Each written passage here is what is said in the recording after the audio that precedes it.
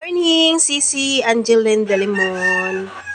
Thanks sa daing na binigay mo sa akin.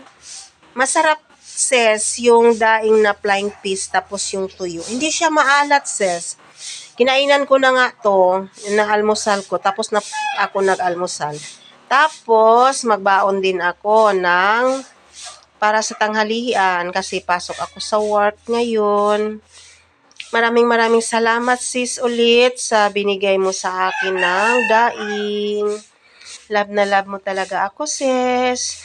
At love din kita. At saka maraming salamat sa support ng Reels ko.